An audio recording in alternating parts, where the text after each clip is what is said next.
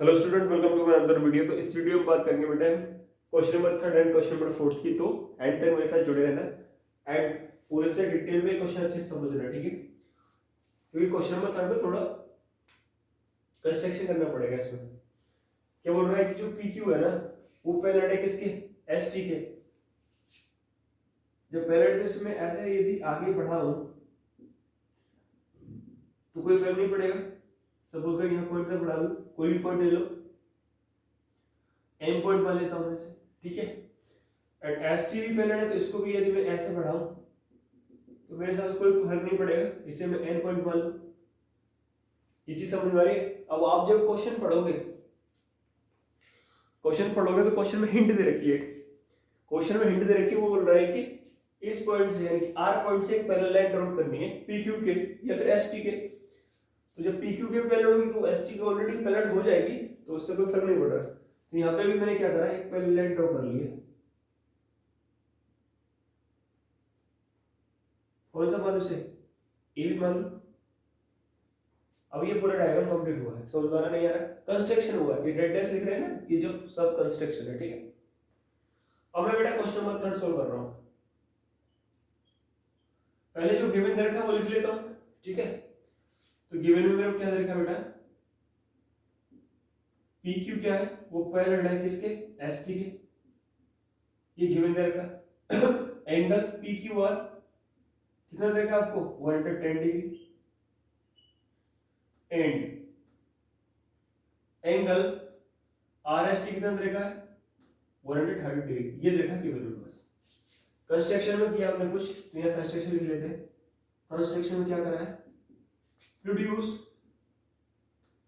Reduce क्या करा है? एस टी को बढ़ाया हमने कहां तक? To N.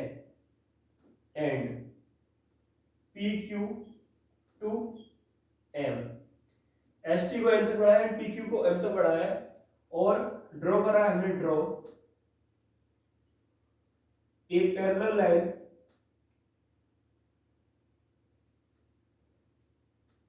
पैरेलल लाइन कौन सी? ए बी एट पॉइंट कहां से? आर से। तो इससे इसका मतलब क्या हो गया? ये इसका मतलब हो गया है कि जो ए बी है वो पैरेलल है किसके? पीएम के। एंड ए बी जो है वो पैरेलल है किसके? एन टी के। समझ में? ये पूरा का पूरा मैंने यूज कर दिया इसमें। ये मेरा क्या हो गया? कंस्ट्रक्शन। अब क्या करना है? फाइंड करना है। क्या फाइंड करना है इसमें? फाइंड में क्या करना है? Angle Q R S. क्या यूज करना है? क्यू आर एस फाइंड करना है। कहां है क्यू आर एस? ये वाला angle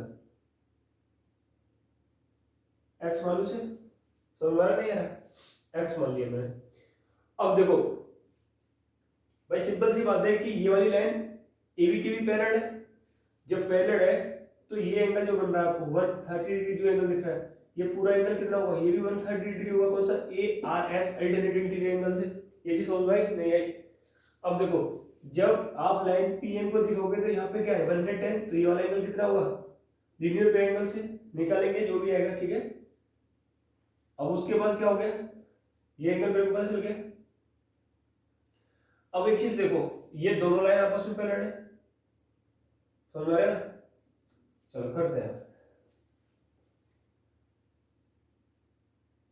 N T parallel to क्या बेटा? A B. हैंस इसीलिए एंगल कौन कौन सा दे रहा है हमें? ये दे रखा है क्या? R S T. Angle R S T is equal to हो जाएगा angle A R S. A R S क्या हो जाएगा? Alternate interior angle. तो एंगल ए आर एस कितना हो जाएगा बेटा? 130 डिग्री। ये ध्यान रखना है, इसकी जरूरत पड़ेगी इसलिए निकाल लिया, ठीक है? यानी समझ में आया? अब देखो, ये पूरा निकल के आया है, कितना आया? 130 डिग्री। समझ में आ रहा नहीं आ रहा? अब ये वाला एंगल निकालूंगा। अब मैं यहाँ पे क्या यूज कर रहा हूं? Using line. कौन सी लाइन यूज कर रहा हूं बेटा मैं? पीएम। मैंने ये वाली लाइन यूज करी, पीएम लाइन, ठीक है? अब यहाँ पे एंगल कौन सा, P Q are plus angle ये वाला आर क्यू एम बोल सकते हो या एम क्यू आर, कुछ भी बोल दो, M Q R is equal to 180 degree होना चाहिए कि नहीं होना चाहिए? ये तो सही है। क्यों होगा? लीनियर पेयर से। किससे? लीनियर पेयर एंगल से। ठीक है, तो मेरा पी क्यू आर दे रखा है मेरे को 110 डिग्री, लिख लिया आपने 110 डिग्री प्लस के एंगल एम क्यू आर, इसकी जरूरत पड़ेगी इसलिए लिखना पड़ रहा है। ठीक है, 180 डिग्री। तो मेरा एंगल एम क्यू आर कितना हो गया बेटा? 70 डिग्री। ये चीज समझ में आई नहीं आई? इसको भी मार्क कर लो इस तरीके से 70 डिग्री। अब देखो, अब यहां पे देखते चलो कि मेरा ये एंगल कितना आ गया? 70 डिग्री। अब देखो क्या दे रखा है कि पीएम जो पैरेलल है किसके? एबी के। भाई ये वाली लाइन इसके लाइन की पैरेलल है कि नहीं है? तो अब ये जो एंगल निकाला ये वाला एंगल और इधर वाला एंगल खाली ये वाला, आपस में अल्टरनेट इंटीरियर बनाना है नहीं बनाना है? ये लिख देंगे angle M Q R is equal to angle Q R A. क्यों होगा? अल्टरनेट इंटीरियर एंगल से। समझ में आया? तो एंगल क्यू आर ए कितना हो जाएगा? 70 डिग्री हो जाएगा। क्या हो जाएगा? 70 डिग्री। यहां तक ये चीज समझ में आएगी नहीं, इसकी भी जरूरत पड़ेगी। बस अब एक ही स्टेप में क्वेश्चन हो जाएगा। समझ में आया? यहां तक समझ में आएगी नहीं अच्छे से? अब देखो ये जो पूरा एंगल है, कौन सा एंगल? क्या पूछ रहा है वो तुमसे? क्यू आर एस पूछ रहा है, लेकिन एंगल एस आर ए या फिर ए आर एस, ये इन दोनों एंगल से मिलकर बन रहा है। ठीक है, तो यहाँ पे क्या लिखेंगे? Angle A R S is equal to क्या होगा? Angle Q R A plus angle Q R S. समझ में आया कि नहीं? अब ए आर एस कितना निकाल चुके हो आप पहले ही? देखो 130 डिग्री, यहाँ लिख लिया 130 degree is equal to angle Q R A कितना निकालिए? 70 डिग्री, यहाँ लिख लिया 70 डिग्री प्लस यही तो निकालना है हमें क्यू आर एस। बस इसको इधर ले आओ, मूव कर दो, तो 130 डिग्री माइनस के 70 degree is equal to angle Q R S. इसे सॉल्व करो तो एंगल क्यू आर एस कितना हो गया? 60 डिग्री। हो गया कि नहीं हो गया? इजीली समझ आ रहा है? बस एक दूसरे से लिंक करते जाना है। इसे रिमूव कर दो। अब करूंगा मैं क्वेश्चन नंबर 4।